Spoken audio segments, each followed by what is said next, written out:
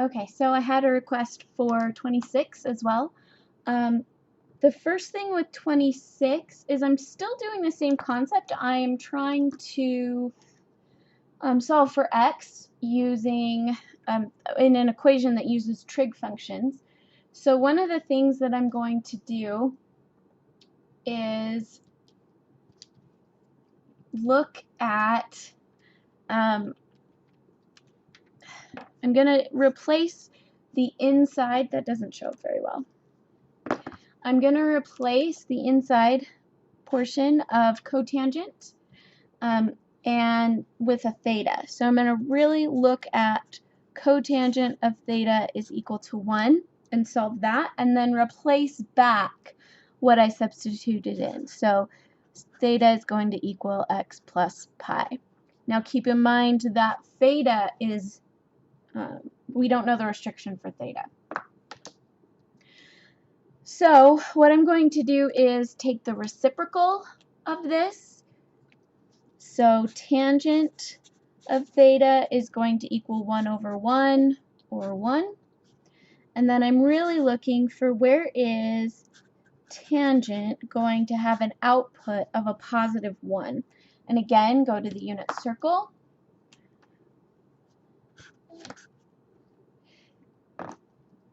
Sorry, baby got distracted.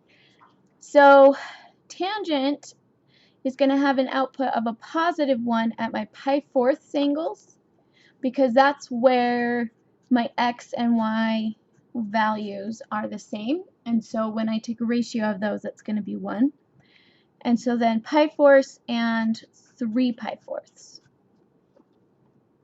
So what I'm going to do is say, okay, well, theta can be pi-4ths, or theta can be 3 pi-4ths, and any full rotation of those.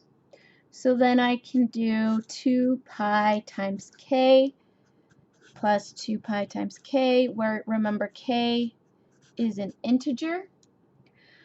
Now a shortcut to this would be to just say theta is equal to pi-4ths plus pi times k, because of the symmetry. So if I add pi, I'm going to get back over to that 3 pi-4ths. Add pi, I'm going to get to a new angle at that terminal side. So that's kind of the shortcut there. And then I'm just going to plug in some values for, okay baby, play with that. Then I'm going to plug in some values for k. Play with this one. And because of, oh nope, I don't want to plug in values of k yet, sorry. So what I'm going to do now is I'm going to replace my theta with what it was equal to. So x plus pi is going to equal pi-4ths plus pi k. Then I'm going to subtract pi from both sides.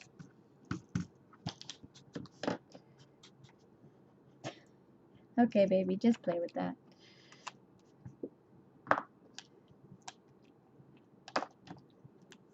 Now when this happens, I'm going to have pi-4ths plus pi times k. Some of you might notice a bit of a shortcut here. If you notice that, that's fine, that's great.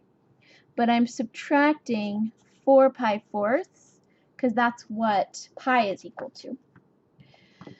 Maybe I need that. So then I combine those two and I get x is equal to negative 3 pi-4ths plus pi times k, where k is our integers. So I'm just going to kind of list out what I'm going to get. So if k is 0, I get negative 3 pi-4ths. If k is 1, I can rewrite this to have a common denominator. Then I'm really just adding 4 pi-4ths and I get pi-4ths. When I add 4 pi-4ths again, so when k is 2, I get 4 plus 1, 5 pi-4ths. If I add it again, I get 9 pi fourths, and so on. Now, I could keep going with this, but I want to look at my restriction. My restriction said that I want x values between 0 and 2 pi. That's smaller than 0. That one's fine, that one's fine. This is bigger than 2 pi. So my only solutions here are x is equal to pi fourths and 5 pi fourths. Hope that helped.